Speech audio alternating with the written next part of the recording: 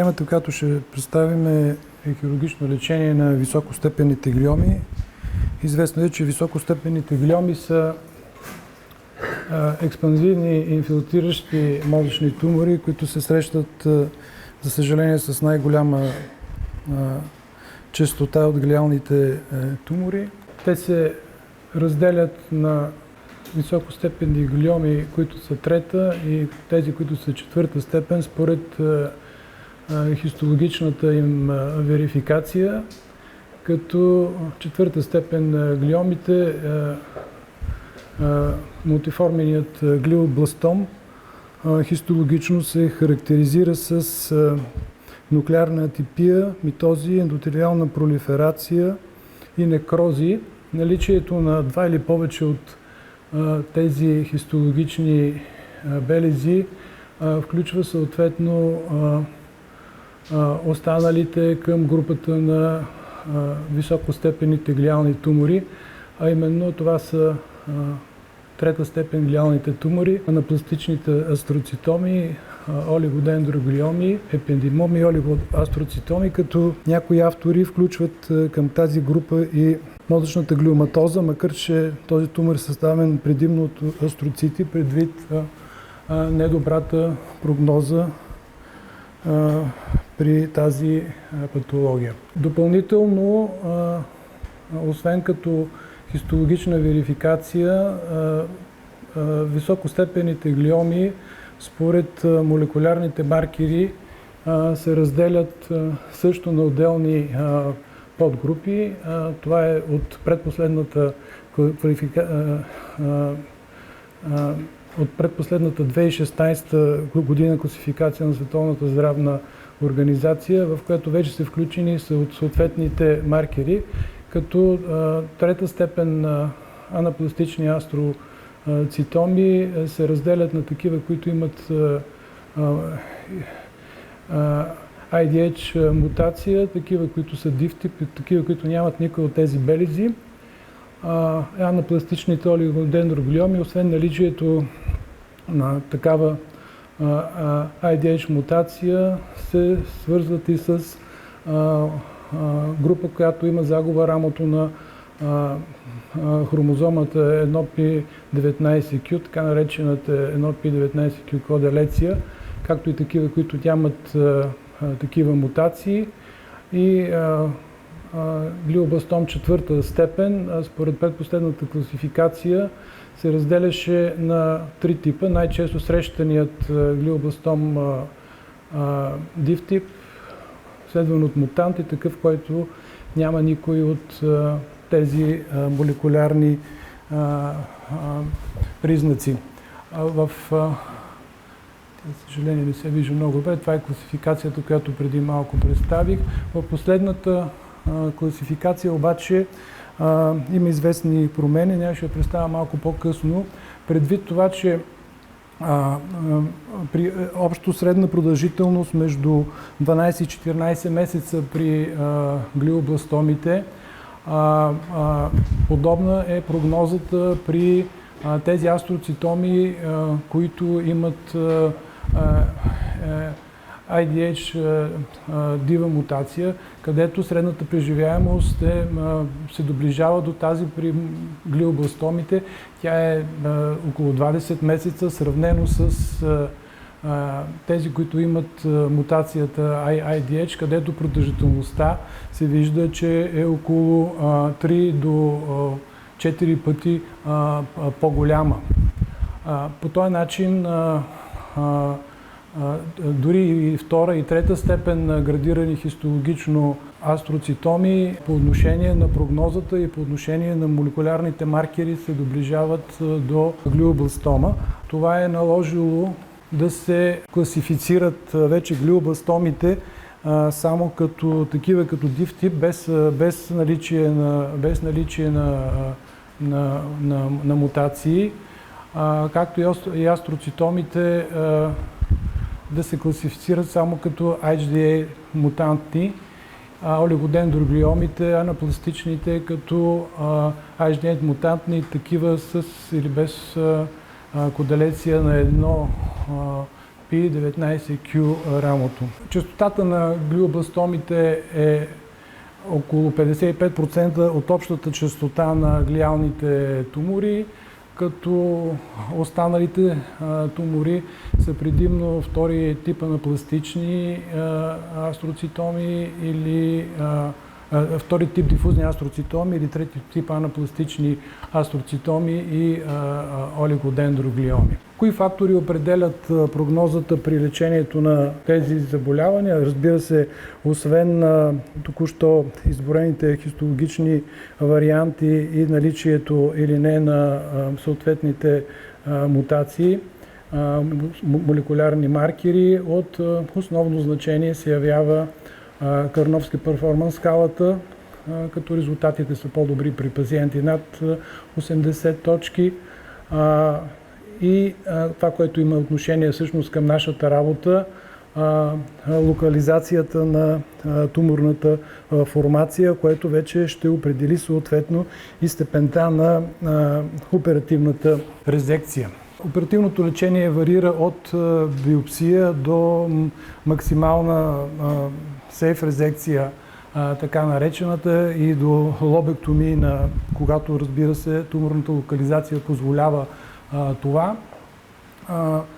Глиоми, които са мултицентрични, такива, които инвазират двустранно корпус калозум, особено в сплениум, в тялото, са показани за биопсия. Напоследък има доста статии, които показват сравнително добри резултати с по-висока преживяемост между 3 до 6 месеца при мултиформени глиобластоми, които са бифронтокалозни. Тук в нашата клиника също има оперирани такива случаи, не знам дали са точно проследени. Показани за биопсия са подобен на този случай също тумори, които са перителамично или таламично разположени. И в този случай биопсията също трябва да знаем, че крие дори стереотоксична или открита, крие рискове от хеморагия в тумора. Такива случаи не са, разбира се, абсолютно показани за оперативно лечение поради много високият риск от хеморагия. Когато един мултиформен глиобластом не може да бъде ексцизиран, да се направи голяма тотална резекция, рискът от постоперативна хеморагия става много висок. Вие всичките предполагам, че сте оперирали такива тумори, и когато кървенето в оперативното поле продължава, когато имаме трудна хемостаза, това е критерий за наличието на остатъчен тумор. Дълбоките инсуларни глиобластоми също не са показани за оперативно лечение. При млади пациенти, когато са по-повърхностно разположени, тогава съответно с интраоперативен мониторинг, такива тумори могат да бъдат оперирани. Въпросът е не, че не могат да бъдат, да се направи голяма резекция, а рисковете от хеморагия тук са значително високи. Когато туморът е разположен в функционална зона, както е в този случай, вляво в областта на ангуларният гирус, и пациентът няма пълен дефицит, тогава също е по-добре да се осъществи биопсия и хистологична верификация, само защото рискът от неврологично утежняване става твърде висок. Какви са ползите от самата хирургия? Самата хирургия редуцира туморния мас ефект, намалява дислокацията и едема, прецизира хистологичната диагноза, както и генетичният анализ на тумора, и това дава възможност съответно за по-нататъчно прецизиране на терапевтичното поведение. Предвид това, че се отстраняват и хипоксичните зони в тумора, вече има ефект значителен, по-голям от последващите лъчи и химиотерапия. Хирургията намалява риска също значително от епилепсия. Напоследък повечето автори са склонни да препоръчват супрамаксимална резекция при тумори, които са разположени в функционално неактивни зони в дясно фронтално, темпорално и окципитално, както и в ляво окципитално.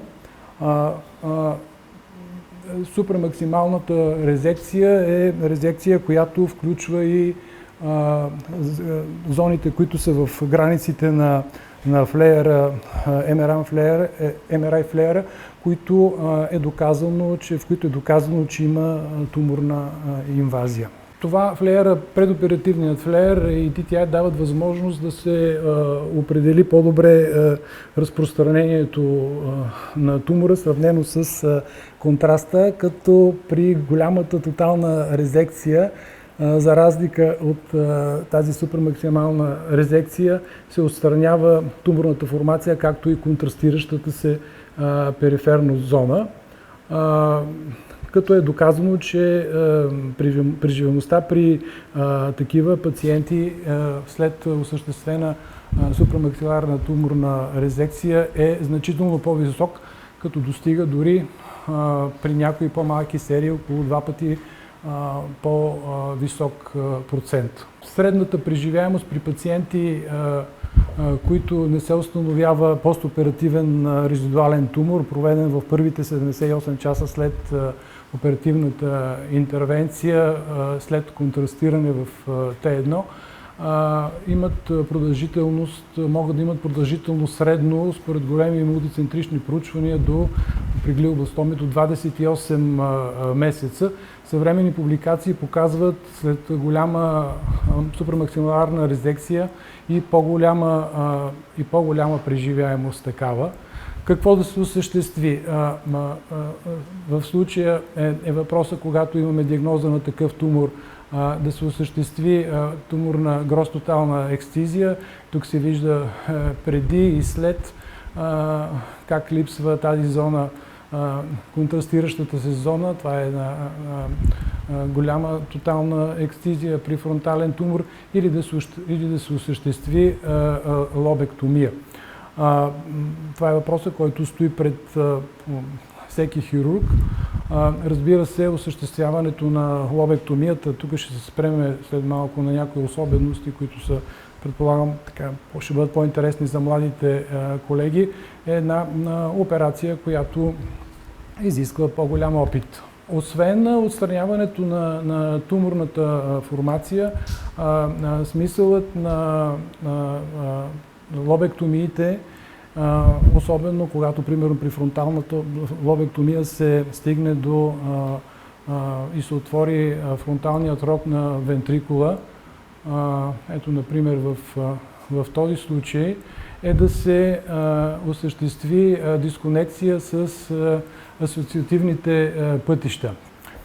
Това е случай на тумор, който е разположен задно-медиално фронтално, а пък този е задно-темпорално разположен.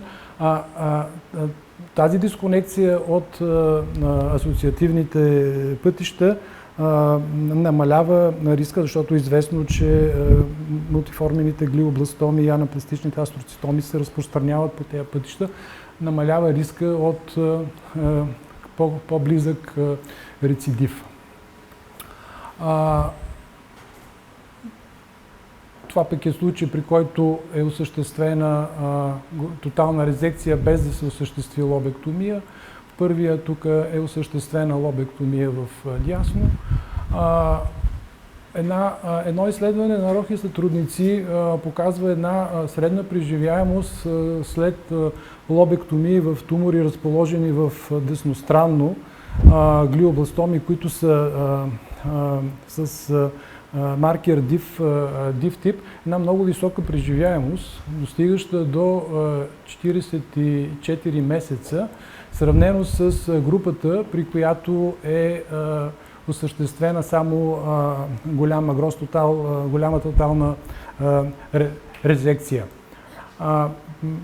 Затова ще се спра накратко по отношение на хирургичната техника при фронталната лобектомия. Фронталната лобектомия се осъществява главно при тумори, разположени в фронталният дял, които не задминават коронарният шев. Фронталната лобектомия, за фронталната лобектомия са важни първо повърхностните маркери, като задна граница на лобектомията, инцизията, която ще се направи, това е брегмата до средна линия и предкоронарният шев. В латералната част достига до малкото крило на свеноидната кост. Като при лобектомии парциални, които се осъществяват в ляво, може да се запази долният фронтален гирус. Положението, което използваме при тази операция е в неутрална позиция с лека флексия на главата. Вижда се краниотомията, която се осъществява, която е на нивото на леко задминава коронарният шев, на около сантиметър от средна линия и напред на около 6-7 см, достигаща до линея инфратемпоралис. Тук е много важно и препоръчително, особено за колеги с по-малък опит, да се използва навигация по отношение на ъгъла при тази темпорална резекция, защото това, което трябва да се цели в дълбочина, е ръбът на малкото крило на свеноидната кост, за да не се стигне съответно до компликации. Изключително важно значение след осъществената кортицектомия конвекситетно е да се осъществи субпиална дисекция парафалксово за разсъхранение съответно на калозомаргиналната и перикалозната артерия, както и рискове да не се засегнат венозни съдове, идващи от премоторната и моторна зона от една страна, както и съдове, хранещи тази зона от перикалозната артерия, така че субпиалната дисекция тук е абсолютно задължителна. Основен момент при базалната ексцизия също е субпиалната дисекция в областта на олфакторният нерв, като задна граница е тригонум олфакториум, който също субпиално се дисецира поради риск от засягане на перфорантни артерии. Тук се вижда на тази графика съответно и субпиалната дисекция по отношение на перикалозната артерия. Съответно, когато се налага, се ексцизира и част от тумора, който инфилтрира корпус калозум. Така че основните моменти при една фронтална лобектомия са определяне на конвекситетните граници и коронарните граници и посока на оперативната резекция, парафалксовата субпиална ексцизия с цел да се съхранят съдовете перикалозната и калозомаргинална, както и фронтобазално границата на резекцията да бъде с субпиална дисекция на тригонум олфакториум. Това е важно за вас. Това е един случай, който е на 41 годишен пациент с глиобластом наш, който е в ляво. Осъществили сме парциална лобектомия, като сме съхранили, разбира се, долният фронтален гирус с отваряне на фронталния троп на вентрикула. Постоперативният резонанс на 6-ти месец. И това е естественото развитие на това заболяване, за съжаление, въпреки че на постоперативния на 6-ти месец и в леера не се виждат някакви промени дори. Туморът се разпространил в дясно се вижда, както също така обхваща и корпус калозум.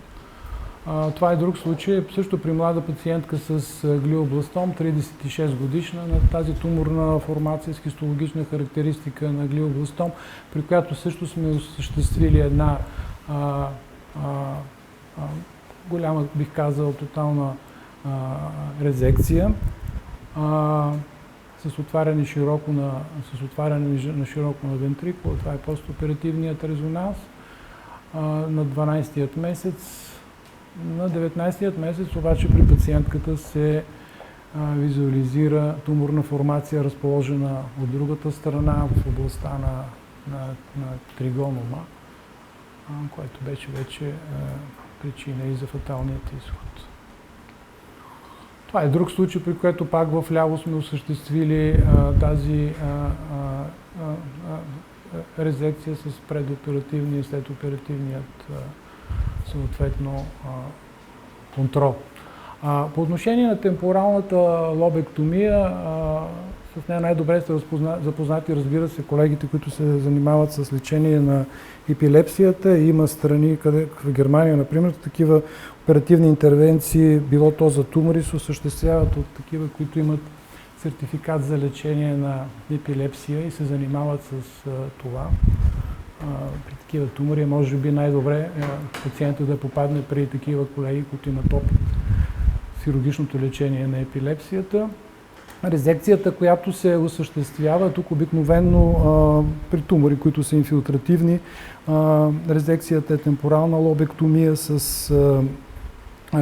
в ляво с съхранение на горния темпорален гирус с последваща амигдало- и хипокампектомия, защото при повечето случаи те са инфилтрирани от туморната формация.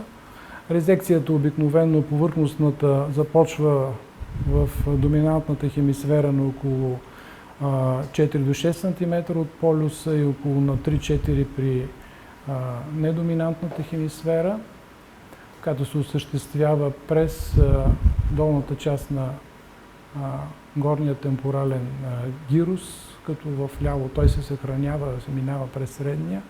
Тук най-важният ориентир при тази оперативна интервенция е вентрикула, темпоралният рог на вентрикула, като след осъществената туморна ексцизия се осъществява и последователно амигдало-хипокампектомия, заедно с ексцизия и на ункуса, както и последваща амигдалектомия с последваща хипокампектомия.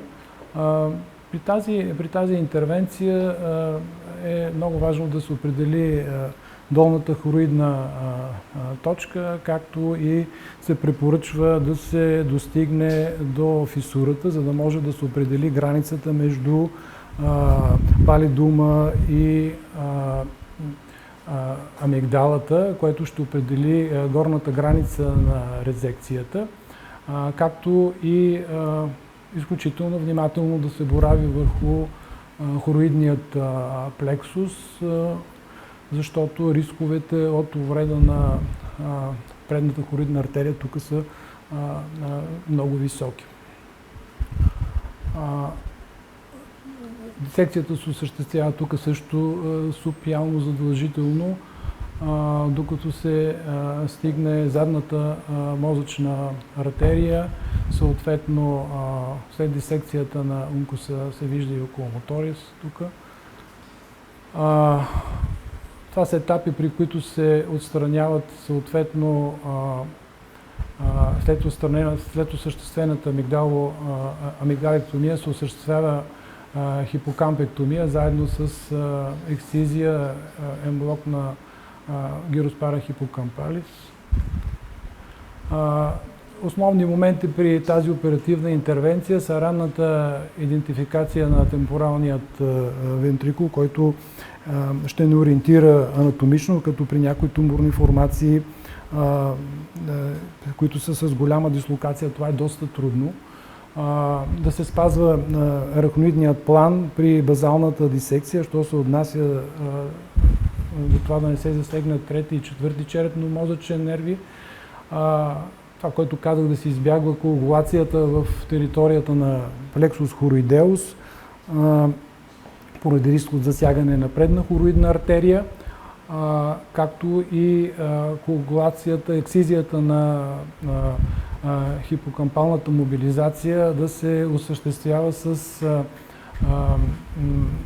дисекция и перфорация на навлизащите перфоранти от задната мозъчна артерия към хипокампалния сулкус. Това са основни моменти при тази оперативна интервенция, които трябва задължително да се спазват.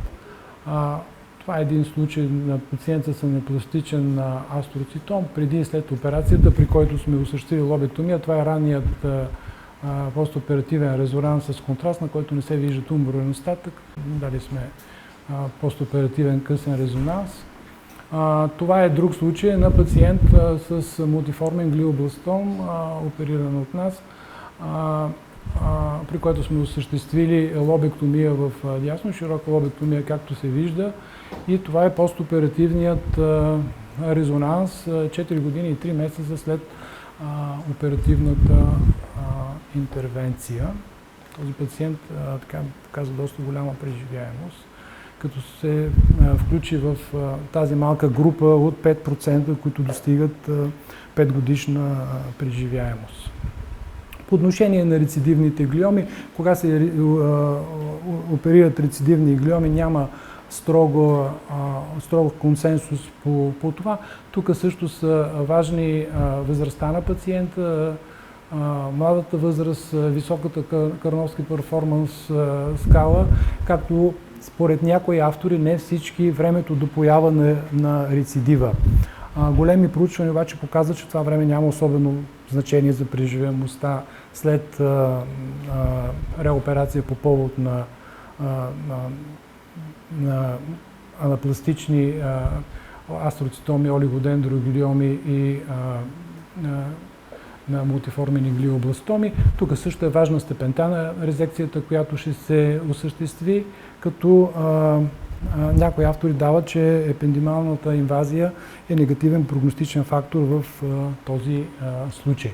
В заключение трябва да кажем, че основен фактор при мултимодалното лечение на високостепенните глиоми остава хирургичната резекция, било то голяма хирургична резекция, когато позволява да се осъществи супрамаксимална резекция, която променя, така бих казал, доста съществено хода на това заболяване. Необходимо, разбира се, много добро познаване за осъществяване на супрамаксимални резекции на кортикалната и субкортикална мозъчна анатомия и опит в това. Благодаря за вниманието.